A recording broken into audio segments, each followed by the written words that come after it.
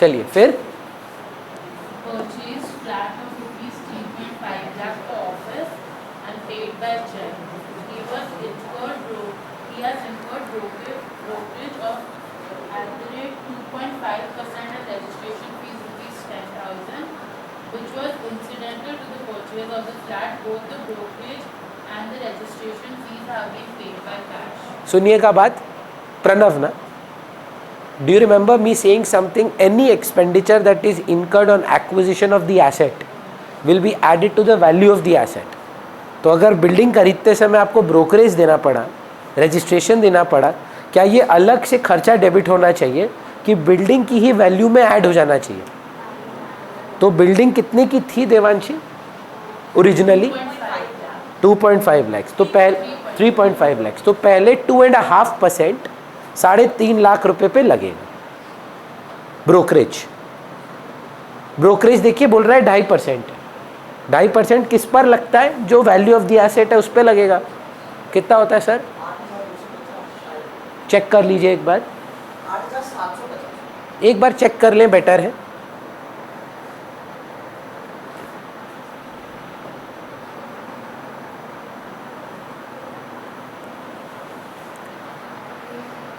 $3.5 लाख पे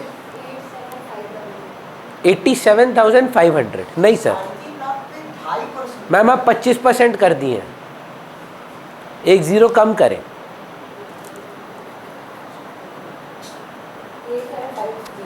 8,750। तो बिल्डिंग की वैल्यू कितनी हो गई अंकुश? प्लस 8,750, 3,57,500 वो amount, plus 10,000 rupees registration charges भी लगा है। गिरिक बात नहीं करिए, फोकस करिए। हाँ 10,000। तो ma'am total value of building क्या बोलूँ फिर मैं? 3,50,000 था, 8,750 का ब्रोकरेज था, 10,000 का रजिस्ट्रेशन था।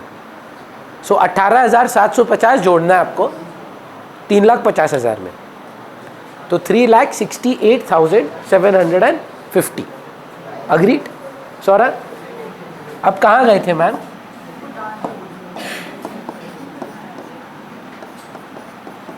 बिल्डिंग अकाउंट डेबिट कितना, फिर से बताएं अमाउंट?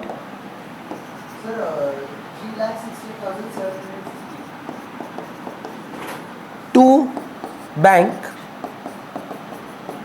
3,50,000, to cash 18,750। पहले तो बताएं आप कन्विंस्ड हैं कि नहीं? सौरभ बोल रहा है कि जो इंसिडेंटल एक्सपेंस थे ना, जो ब्रोकरेज और रजिस्ट्रेशन चार्जेस थे, वो कैश में पे हुए। हमने बिल्डिंग खरीदी 3.5 लाख की चेक देकर। बोलिएगा सर दिक्कत हो तो बिल्डिंग की वैल्यू तो 368,57750 है, लेकिन जो कैश कट के गया, चेक कट के गया, वो खाली 3.5 लाख का ही कटा, और बाकी का जो हमने 18,750 रुपये इंसिडेंटली पे करना था वो पे किया, पर कैश में किया। कोई दिक्कत मैम? पक्का? नेक्स्ट ट्रांजैक्शन बताएं।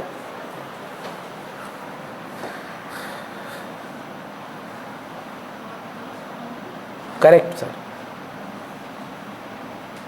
3 ट्रांजैक्शन हुआ है और इसमें अभी तक लेजर कितने खुल गए हैं? अच्छा, तो हम ना कॉपी चेक कर रहे थे, बच्चा लोग का बहुत बढ़िया से किया है। सौरभ ये अलग अलग लेजर खुलेंगे, आज हम आपको पढ़ाते हुए सिखाएंगे। तो वो बच्ची महक का कॉपी देख रहे थे, वो क्या की मालूम है, पेंसिल से यहाँ पे लिख दी 1 2 3, ये 4 तो नहीं लिखेंगे क्योंकि कैश ऑलरेडी एग्जिस्ट करता है, 4, 4 लेजर बन रहे हैं। So what she did was a very smart thing. while making the journal, write the number of journals ledgers that you have to open. So क्या है, फिर कुछ मिस नहीं होगा। या अगर आप उस लेवल पे पहुंच गए हैं जो अंकुश किए हैं, बिना जर्नल के ही लेजर बना सकते हैं, that means that your journal is very good. अगर आप बिना लिखे जर्नल को लेजर में पोस्ट कर पा रहे हैं, इसका मतलब क्या, आप समझिए कि आपका माइंड को लिखने का ज़रूरत नहीं है, आप ऐसे ही प्रोसेस कर पा रहे हैं। चलेगा? चलिए नेक्स्ट पे आते हैं, फोर्थ ट्रांजैक्शन। पढ़ अंकुश।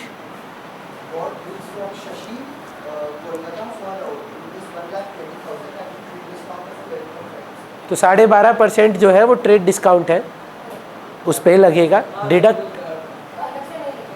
अलग से नहीं लिखेंगे, सिर्फ डिडक्ट करके अमाउंट गिरा देते हैं।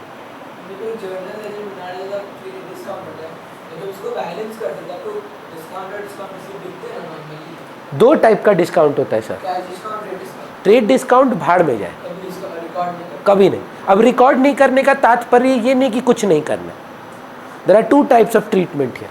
One is an accounting treatment by passing a journal entry, and the other type of treatment is when you are doing a mathematical treatment. For example sir, आप हमको बताएं 1 लाख का गुड्स था, 50% प्रॉफिट उस पर ऐड किया, उसको बेच दिया। एंट्री कितने का करें? Cash to cell. 1 लाख का गुड्स था, 50% प्रॉफिट होता है 50,000, उस पर आप ऐड किए, 1.5 लाख में बेच दिया। इसका एंट्री क्या होगा? Cash to sale 1.5 lakh. अलग से कहीं प्रॉफिट लिखे? तो क्या इसका मतलब कुछ नहीं किए कि मैथमेटिकल ट्रीटमेंट किया? ट्रेड डिस्काउंट वही है।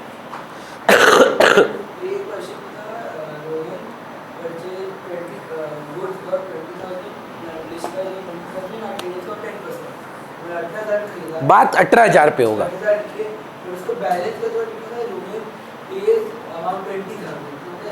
वो मिस्टेक होगा, क्योंकि 18,000 का चीज़ में वो 20,000 तो पे नहीं कर सकता, 18 से कम ही करेगा, तभी ट्रेड डिस्काउंट है ही नहीं, है ना।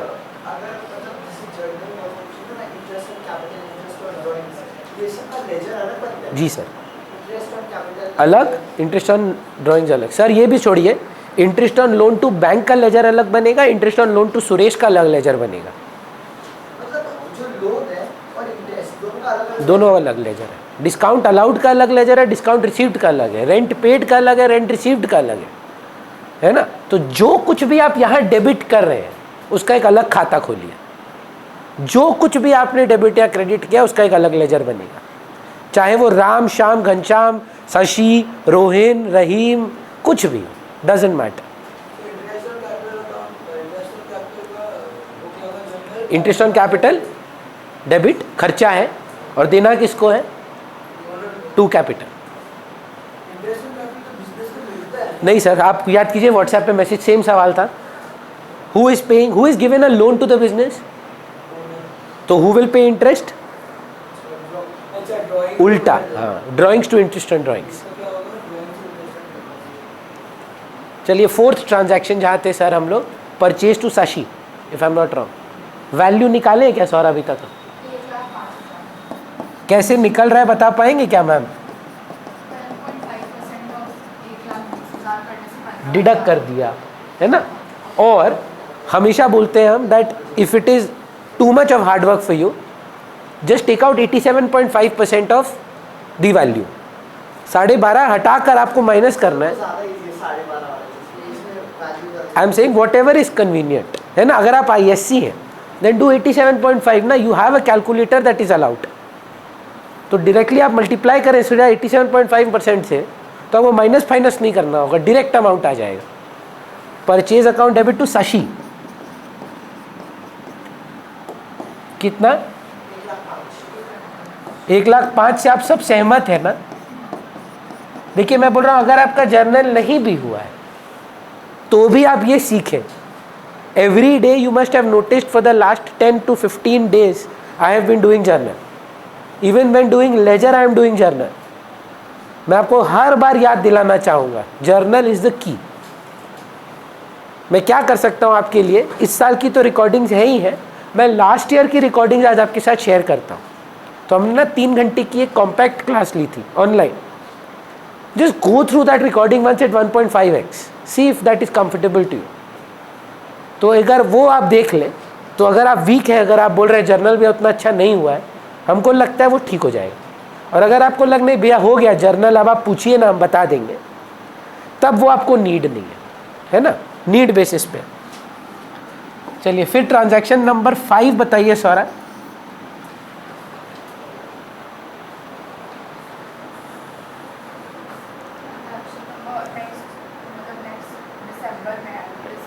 तो what he said, Ankush said, how does it matter? We'll just change the date.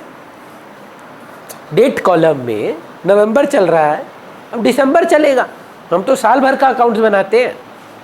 कोई आदमी नवंबर में अकाउंट स्टार्ट कर रहा है, कमेंस्ड बिजनेस विद कैश, दिसंबर, जनवरी, फरवरी, मार्च तक चलेगा उसका साल. ठीक है, क्या कर सकते हैं. चलिए, क्या हुआ transaction ma'am? December 2nd, purchase goods from Kejriwal, Mumbai of rupees 2 lakh, less 12.5% trade discount, 40% of the amount is paid on spot by check and the rate cash discount at the rate 3%. तो ये समझाने के लिए हमको महक का doubt याद आ गया. This is exactly what she asked before the class. पंखा बंद करना है, विधि कर पाएंगे मैम? वाईफाई मत कर. ना ना ना नहीं मैम, सुनो सुनो, छोड़ दो. हाँ, भगवान भला करे. आप गुड्स कितने के हैं? गुड्स कितने के हैं? 2 लाख के. महक, आप और हम बात करेंगे बस. हाँ, सबसे पहले काम आप करेंगे, ट्रेड डिस्काउंट हटाएंगे. Trade discount 12.5%. देखिए हम कैसे करते थे ना, आपके पास तो कैलकुलेटर है, पर सीबीएसई वाला बच्चा लोग के साथ हम ज़्यादा रेजोनेट कर पाते. 1 लाख का 12.5% 12,500 होता है, तो 2 लाख का डबल होगा. 12,500 का डबल कितना हुआ? 25,000. 12,500 को ऐड करते हैं तो 25,000 हुआ. तो यहाँ से पहले तो 25,000 हटा दिए.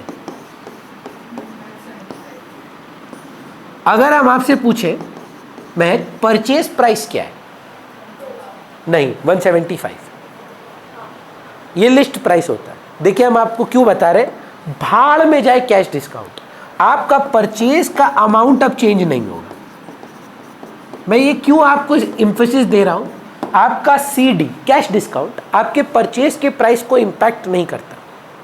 आप कितना कैश पे करेंगे ना, उसको इंपैक्ट करता है. Your value of the goods is 175. That's it, end of discussion. Now let us come to the next part of the discussion. बोल रहा है 175 में we are going to avail 3%, if I heard correctly, 3% cash discount. But are we paying the full amount? So first, ma'am, are we paying 40 or 60? 40% check or 60% cash. So we are actually paying full. आपको confuse करने के लिए बोल रहा है कृष्णा और गिरिक, please मत बात करें sir. Cash discount is not just restricted to cash. Cash discount is restricted to all kinds of payments. Cash discount का मतलब कैश नहीं होता है. कैश डिस्काउंट का मतलब पेमेंट. आपके सब में मैम 40% पे हो रहा था, 60% पे ही नहीं हो रहा था. यहाँ पर उन्होंने ऐसा नहीं बोला है. उन्होंने बोला 40% कैश में पे होगा, 60% चेक में पे होगा. Do you understand what is happening? First things first, deduct the value of the cash discount. इसी पर लगेगा, हाँ या ना मैम? इसी पर लगेगा. नहीं, परचेज गुड्स कितने के थे? ट्रेड डिस्काउंट माइनस कर दिए तो माइनस करके 175 आया. अब क्या हुआ, किसी ने बोला कि अगर आप अभी नगद पेमेंट करोगे ना, हम आपको 3% ऑफ देंगे. ये 3% ऑफ का मतलब कौन सा डिस्काउंट है? ये कैश डिस्काउंट. तो इसका 3% निकाल लेते हैं. 5,000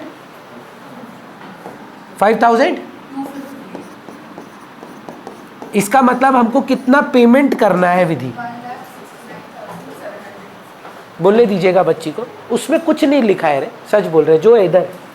आपको मेरे पे भरोसा करना है. हम फिर से समझाते हैं. We purchase goods from someone with a list price of 2 lakhs, है ना, फ्रॉम मुंबई फुम्बई, and they gave us 12.5% of trade discount. When they are saying trade discount, you simply deduct the value of the trade discount. This is the value of purchase. Now they said that if you pay instantly to us, sir, I will give you a 3% cash discount. So I did 3% of 1,75,000. So सौरा पे भरोसा करके 5,250 rupees मिला मेरे को.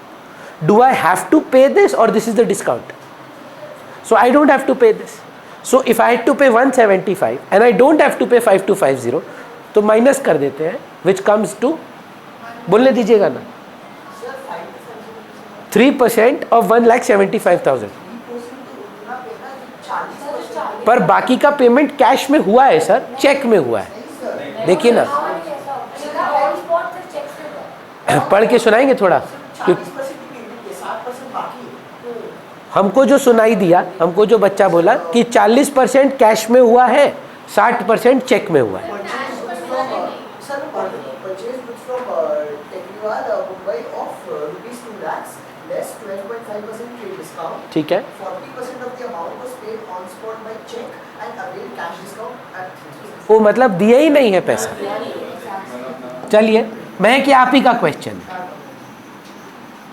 मेरे को लगा कि 40% हम कैश से देंगे और बाकी 60% नहीं रखेंगे उधारी, वो भी देंगे चेक से। पर सवाल गलत सुना मैंने। सवाल में उन्होंने बोला देखिए हम आपको 40% ही पे करेंगे, 60% अभी नहीं दे पाएंगे। पहले आप कन्विंस्ड है विधि ये 60-40 175 का होना चाहिए। डिस्काउंट किस पर लगना चाहिए? पूरे वैल्यू पे कि जितना पे करेंगे उतना। तो एक बार कैलकुलेटर पे फट से 1,75,000 इंटू 0.40 या 40/100, जो भी आपको अगर मैथ आता है।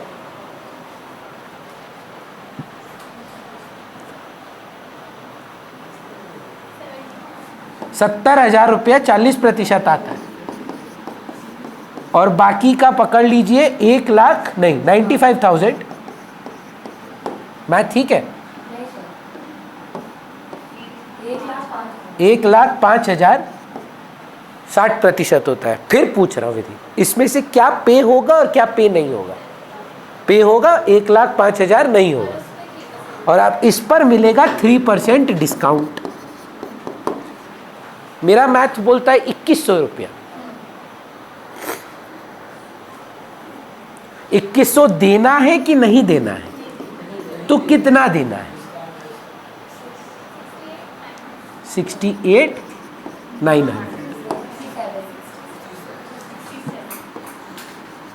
67,900। यहाँ तक कन्विंस्ड है? पहले देखिए ये क्या है, अकाउंट्स नहीं किए, क्या किए? दुकानदारी। पापा को बोलिएगा आज दुकान पे बैठना है, पापा भी यही को ये सब करवाएंगे आपसे। कहाँ एंट्री पास किए क्या? कुछ इतने का माल था, इतना डिस्काउंट, बेटा 40% देना है, 60% नहीं देना है, बता कितना का सेटलमेंट हुआ, कितने का नहीं हुआ। कहाँ कर रहे हैं अकाउंटेंसी? बनियापंती कर रहे हैं। अब इसको आप अकाउंटिंग भाषा में कन्वर्ट करेंगे। सिंपल फर्स्ट क्वेश्चन, गुड्स कितने का पड़ा? तो परचेज अकाउंट डेबिट 1,75,000। अबे तुम पैसा दे, 40% दे, मत दे, गुड्स का क्या वैल्यू आया तेरे पास? तेरे पॉकेट से। जी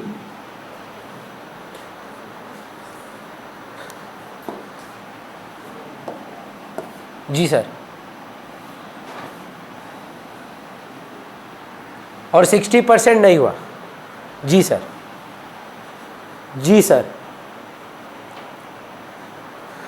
तो फिर वही सवाल, ma'am what is my cash outflow? Cheque से हुआ है कि कैश से हुआ है?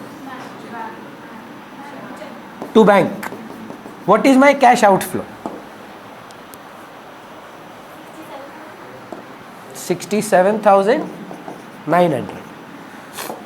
How much of a discount have you received?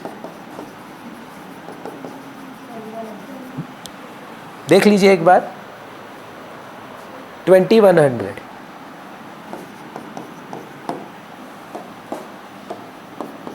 To, नाम क्या था उनका? टेकरीवाल। अब हमको बताइए इनको हम क्रेडिट क्यों कर रहे हैं? लाइबिलिटी है भैया। हम अपना बढ़ाई नहीं कर रहे हैं, हम बस पता है बता रहे हैं आपको कि कोई बच्चा हमसे पूछा था कि भैया आपके पास इतना स्टूडेंट क्यों आता है, और कोई जैसे मेरे को नहीं, मतलब जैसे कुछ होता है ना, कुछ बच्चा लोग ग्रुप में नहीं पढ़ पाते, तो हम खुद रेफ़र करते हैं कि आप प्राइवेट क्लासेस करें। हम सिर्फ उन्हीं टीचर्स को प्राइवेट क्लासेस देते हैं जिनके साथ मेरा सोच का मेंटालिटी मैच करता है, जो अकाउंटेंसी को सब्जेक्ट नहीं लैंग्वेज समझते। जिस दिन आप ये समझ गए ना, आपको अकाउंटेंसी में दिक्कत नहीं आएगा। कि आप जैसे स्पेनिश सीखते हैं, जर्मन सीखते हैं, क्या कर रहे हैं, एक बार अपने आप को पॉज करें और सोचें, इंग्लिश में लिखा हुआ सेम चीज़ आप इस भाषा में डेबिट क्रेडिट में लिख रहे हैं। You have to realize that whatever language you do, this will not change. ये मैथ नहीं बदलेगा। ये जो है ना, इसको बोलने का तरीका बदल गया बस। अगर सोचिए नहीं आता किसी को अंकुश अकाउंट्स, और वो सिंपल आपसे पूछता तेरा पैसा कितना गया, उसका आंसर तो भी 67,900 ही होना चाहिए। जीरो पढ़ा लिखा आदमी है, पता आज तक स्कूल नहीं गया है, पर तो भी अगर उसको अगर नॉर्मल परसेंटेज निकालना आता हो कि 40% में 3% डिस्काउंट नहीं जाएगा, मतलब नहीं देना होगा, तो 67,900 100% आएगा। The moment you realize this is not a subject, this is the way to write something, it is a language, things will become clear. Next transaction हमको फिर से सौरा ही बताएंगे। Return goods to Shashi worth ₹875. Being goods, Return goods to Shashi. नहीं, being goods, इसका narration पूछ रहा है बच्चा ऑनलाइन में। Being goods purchased partly in cash and partly in credit.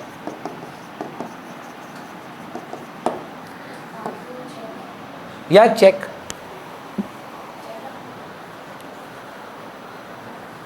पूरा लिखेगा, देख हम तेरे को एक तो एग्जाम्पल दे रहे हैं, मतलब इनअप्रोप्रिएट हो सकता है, दूसरा वे में मत लीजिएगा।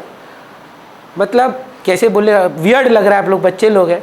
नरेशन ना मतलब अंडरवेयर जैसा चीज़ है, ज़्यादा फ्लैशी नहीं करना है, होना चाहिए बस।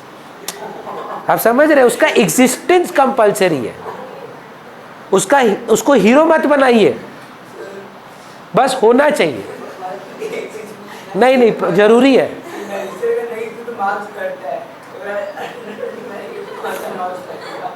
मतलब रियल लाइफ में मार्क्स कट सकता है सर।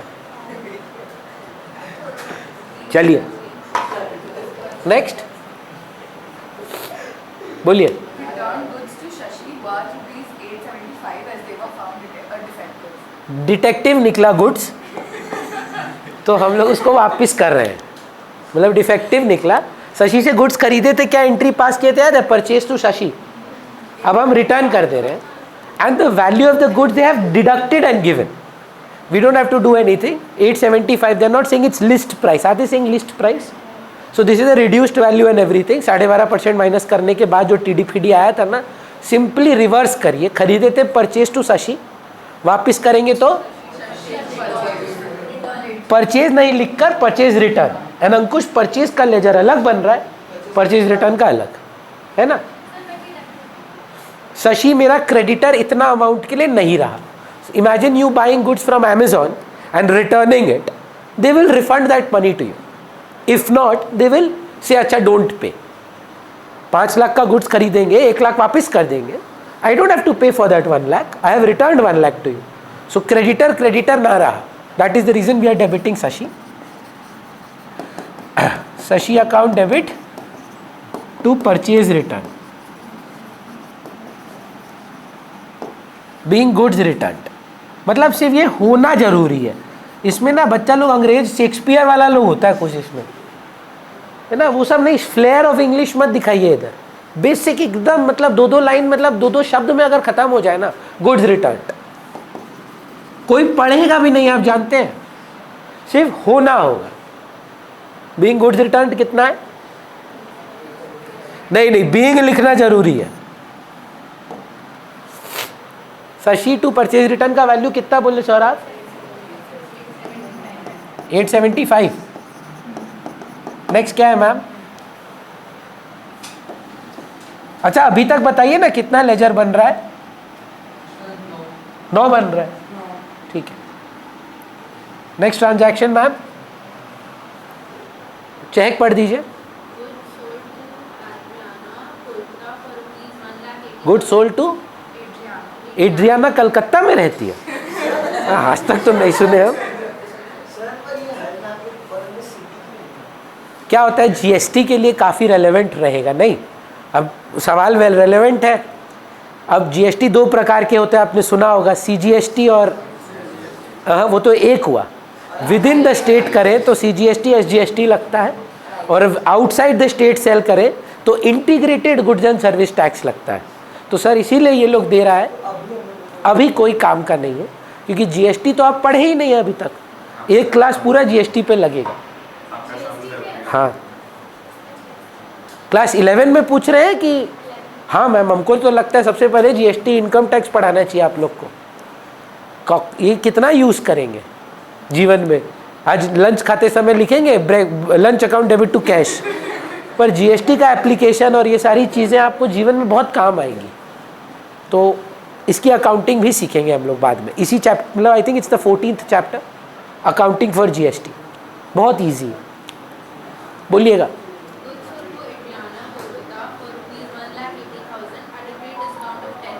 सीधा 18,000 माइनस करके ही बोल दो ना।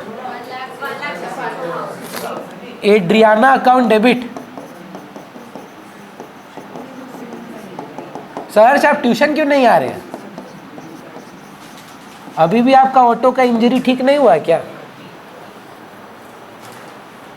ओ, छुट्टी पे है?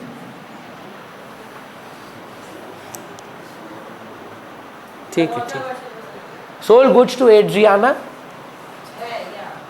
अब नंबर नहीं पता, 6 या 7 है, क्या है पता नहीं, 7th है शायद। एड्रियाना टू सेल्स का वैल्यू क्या होगा? 1,80,000 कि 1,62?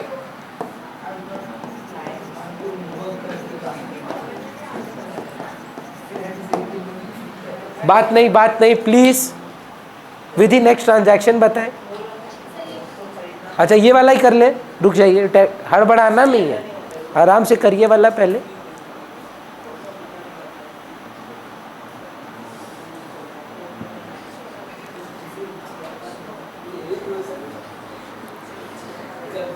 टेम्परेचर कैसा था भूटान में? बारिश उरिश होगा? माइनस तो नहीं था। नहीं, बारिश हुआ था। हाँ बारिश हो रहा हम तो सुने बहुत लैंडस्लाइड होता है इस टाइम पे। नहीं, कहाँ रुके थे आप लोग? पारो? कुछ इंस्टाग्राम पे डाले नहीं? 1 डे करके डालेंगे। मेरा भी यही पॉलिसी है, सारा फोटो इकट्ठा करते हैं, छुट्टी पे नहीं डालते हैं, नज़र लग जाता है। जब भी छुट्टी पे जाते हैं सारा फोटो इकट्ठा करते हैं, फिर वापस आकर एक एक फोटो डालते हैं।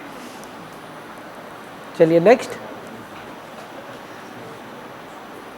ये डन है? नहीं पक्का?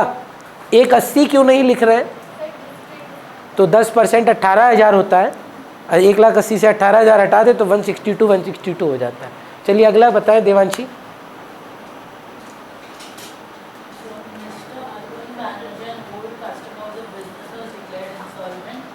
एक तो अपना डेटर था, ठीक है, वो हो गया इंसॉल्वेंट। फिर ऐसा पढ़े हैं आप मेरे साथ, 60 पैसे इन रूपी was recovered from his estate. इसमें कितना दे रहा है? तो 70 पैसा का मतलब 70%। तो मिस्टर बोस, क्या नाम है इनका? मिस्टर बैनर्जी। मिस्टर बैनर्जी हैं, हमारे डेटर थे 27,000 रुपये के, 27,000 रुपये। वो उनका दिवाला पीट गया, मतलब वो बैंकरप्ट हो गए, इंसॉल्वेंट हो गए। 70% उनसे पैसा हमको मिलेगा, 30% बैड डेट हो जाएगा। 27,000 का 70% कितना होता है? तो कैश अकाउंट डेबिट कितना बोले, फिर से बोलिए। Bad debt account debit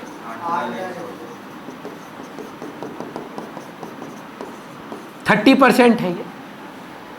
2 Banerjee भाई, बैनर्जी नाम है ना?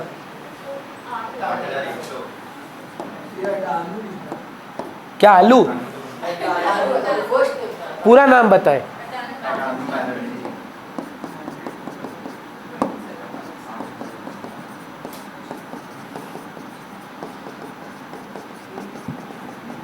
कितना रुपया?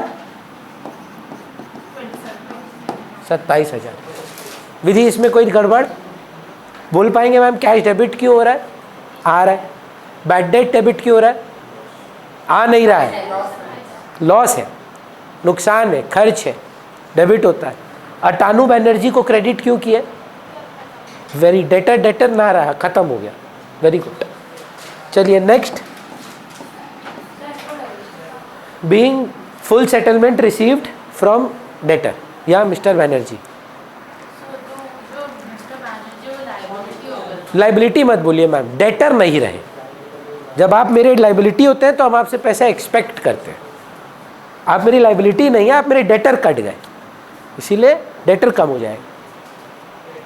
अगला बताइए जल्दी जल्दी गिरिक, नेक्स्ट ट्रांजैक्शन। सर आप भी तो साउथ सिटी में हैं। नहीं सारांश से पूछ रहे थे सर। किसको बेचे हैं, फिर से बोलिए। किसको बेचे हैं गिरिक? Okay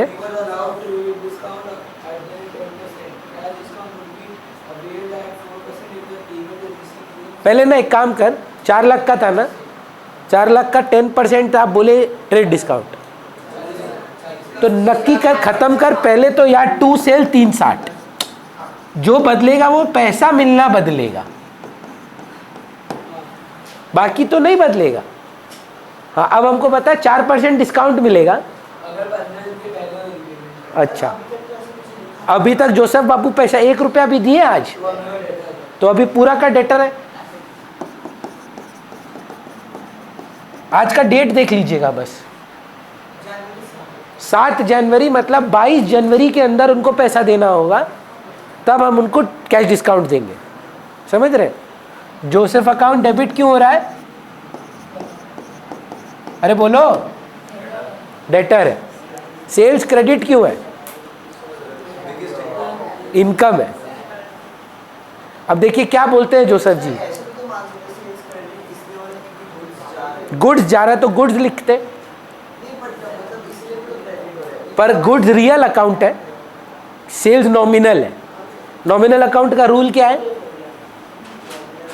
debit all losses and expenses, credit all gains and income. तो कभी अगर एक्सप्लेनेशन में आप गुड्स जा रहा है लिख दिए, टीचर बोलेगा तो टू गुड्स लिख, क्योंकि गुड्स के बारे में आपका प्रॉफिट मार्जिन भी इंक्लूडेड रहता है उसमें। Sales will include a margin in it, that is going to be the difference amount, है ना? बोलिए ना नेक्स्ट। किस में? परचेज लिखते हैं सर, गुड्स लिखेंगे, उसका नाम स्टॉक है। When it is an event, closing stock, opening stock, we avoid the word goods. अब क्या है, किसी के लिए गुड्स अलग है, मशीन अलग है, किसी का काम कुछ और हो सकता है, तो गुड्स बोलना बहुत रिस्की चीज़ है। बोलता है कि जिसका जो मर्चेंडाइज है वो परचेज है, जो वो काम करता है वो सेल है। जैसे हम ना सेल लिखते हैं, पर मेरा गुड्स कहाँ है, मेरा तो सर्विस है। तो बोल रहा है कि इसको जनरलाइज कर देते हैं, काम के लिए खरीद बेच करते हो तो परचेज है, जो काम करते हो वो सेल है। अब उसमें आलू भिंडी टमाटर बेचो या एयर बस बेचो, हमारे लिए सेल मतलब जो हम काम करते हैं वो सेल है। चलिए नेक्स्ट बताएं sir.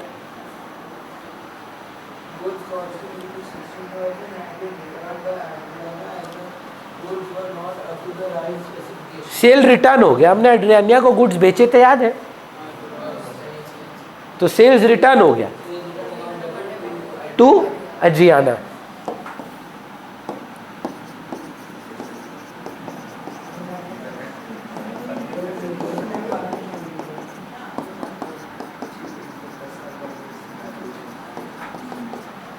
Sales return account debit to Adriana account, कितना?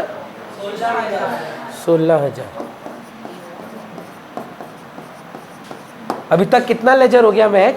आप कर रहे हैं अपना पेंसिल वाला काम? कितना हो गया?